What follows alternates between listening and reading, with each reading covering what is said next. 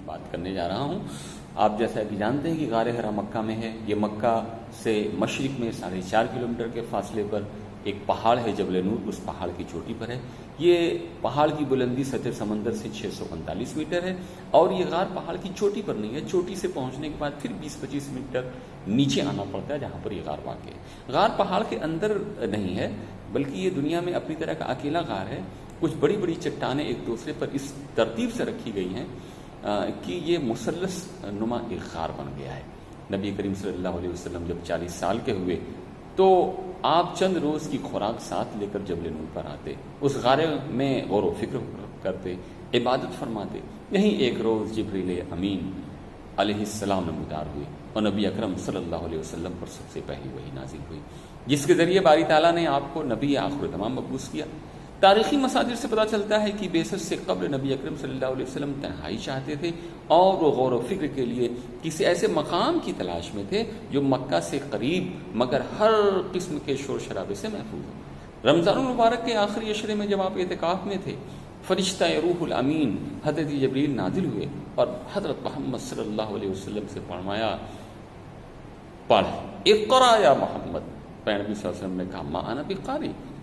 پھر ہم جانتے ہیں کہ پیغمبر نبی صلی اللہ علیہ وسلم کو حضرت جبریل نے 3 بار زور سے بھیجا، اور تیسری بار کے بعد پھر اللہ کے نبی نے پڑھنا شروع کر دیا، اقرا بسم ربک الذی خلق خلق الانسان من علق اقرا وربک الاکرم الذی علم بالقلم۔ یہ 5 آیتیں تھیں جو سب سے پہلے قرآن کی نازل ہوئیں، اور وہاں سے جو روشنی پھوٹی تو ساری دنیا میں وہ پھیلتی چلی گئی۔ اسی لیے اس پہاڑ کو جبل نور بھی کہا جاتا ہے۔ آئیے ہم آپ کو اس کی سیر کراتے ہیں، اس کو آخر تک دیکھیے اور اس کو لائک بھی کیجیے، شیئر بھی کیجیے۔ ہماری اسلامی تاریخ کا بہت ہی علمی نقوش ہے، اس کو اپنے سینوں میں محفوظ بھی کیجیے۔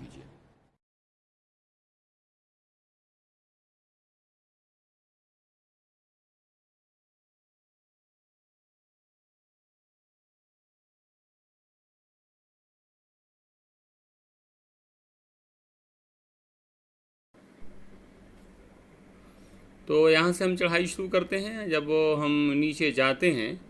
تو ہم یہ دیکھتے ہیں کہ سیڑھیاں بعد میں شروع ہوتی ہیں، پہلے نیچے سے ہی ایک چڑھان کی جیسے ڈھلوان کی طرح سے ہے، اور جہاں سے سیڑھیاں شروع ہوتی ہیں وہاں پر گیٹ لگا ہوا ہے، وہاں پہ بورڈ ہے جس بورڈ پر غار حرا اور جبل نور کے بارے میں کچھ معلومات ہیں، جہاں یہ بھی ہے کہ یہ کوئی بہت آتھینٹک نہیں ہے کہ یہی ہے، لیکن ظاہر ہے کہ مکہ کے لوگ شروع سے جاتے رہے ہیں، کچھ چیزیں نسل در نسل چلتی ہیں جو ہم پہنچتی ہیں تواتر سے، تو یقیناً یہ وہی جگہ ہے۔ یہاں پر شروع میں ایک مسجد ہے چھوٹی سی، جہاں لوگ نمازیں پڑھتے ہیں، تحیۃ المسجد پڑھتے ہیں، اور اس کے بعد دعائیں مانگتے ہیں، اور اس کے بعد پھر وہ اپنی چڑھائی شروع کرتے ہیں۔ تو یہ مسجد بھی کافی اونچائی پر ہے، پھر یہاں سے باقاعدہ سیڑھیاں شروع ہوتی ہیں۔ تو ہم نے دیکھا کہ اس جگہ آنے کے لیے لوگ دیوانگی کی حد تک بڑے شوق سے اور ایک بڑے بلولے کے ساتھ لوگ اوپر چڑھتے ہیں،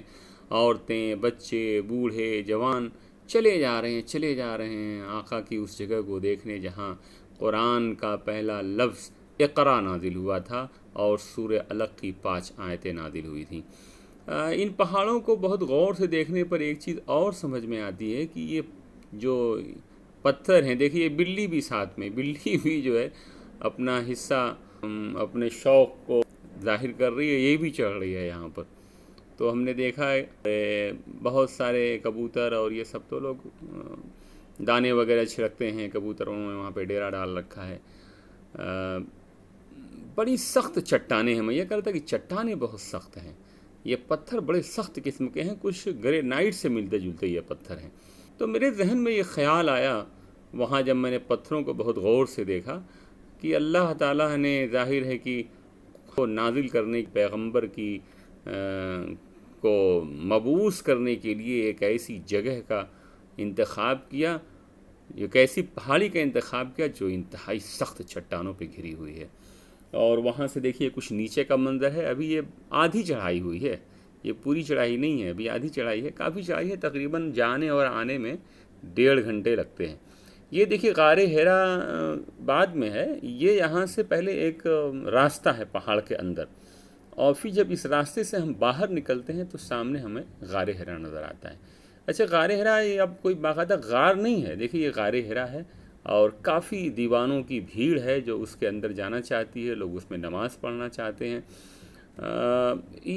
اتنی جگہ ہے کہ وہاں 2 لوگ نماز پڑھ سکتے ہیں، اور مثلث ہے، دیکھیے سامنے جو سوراخ ہے وہاں سے سیدھا کعبہ نظر آتا ہے۔ ظاہر ہے کبھی کعبہ تو نظر نہیں آتا، وہ جو ٹاور ہے، واچ ٹاور، وہ نظر آتا ہے۔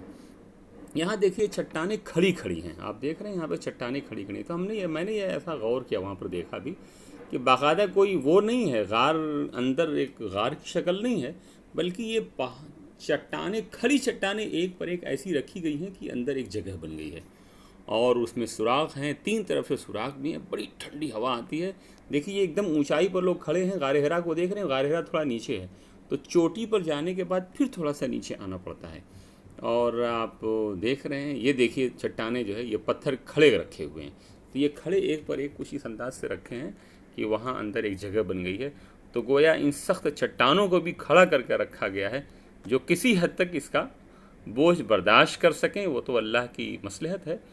ورنہ تو قرآن نے کہا ہے کہ اگر یہ پہاڑ پر نازل کیا جاتا تو وہ بھی چکنا چور ہو جاتا۔ دیکھیے سامنے یہ واچ ٹاور دکھ رہا ہے جو ہے، بالکل اگر آپ یہاں نماز پڑھیں گے تو ایک دم سامنے جو ہے کعبہ ہے، بالکل کہیں بھی مطلب اندر غار کے اندر سمت بدلنے کی ضرورت نہیں ہے۔ تو یہ وہ جگہ ہے جہاں پہ نبی صلی اللہ علیہ وسلم آتے تھے اور وہاں پہ غور و فکر کرتے تھے، اپنے قوم کی حالت پر کڑھتے تھے اور اللہ سے دعائیں مانگتے تھے کہ اللہ سیدھا راستہ بتا۔ وَوَجَدَكَ ضَالًّا فَهَدَىٰ، قرآن نے کہا ہے کہ ہم نے تمہیں گم کردہ راہ پایا پھر ہم نے ہدایت دی۔ تو یہی وہ پہاڑ کی چٹانیں ہیں جہاں پر جو ہے پیارے نبی صلی اللہ علیہ وسلم پہ ہدایت نازل ہوئی، اور لوگ شوق ذوق کے ساتھ بڑے جو ہے دیوانگی کے ساتھ لوگ یہاں پر آتے ہیں اور اس جگہ کا دیدار کرتے ہیں، جیسا کہ ہم دیکھ سکتے ہیں۔ دعا کرتے ہیں کہ اللہ تعالیٰ سارے لوگوں کو یہاں تک پہنچنے کی توفیق عطا فرمائے اور اس کا دیدار نصیب فرمائے۔ اور آپ جو ہے دیکھیں یہاں کچھ دکانیں بھی جگہ جگہ لگی ہوئی ہیں جہاں پہ لوگ شربت وغیرہ بیچتے رہتے ہیں، تو پانی بھی لے کے جاتے ہیں۔ تو یہ جو ہے ہم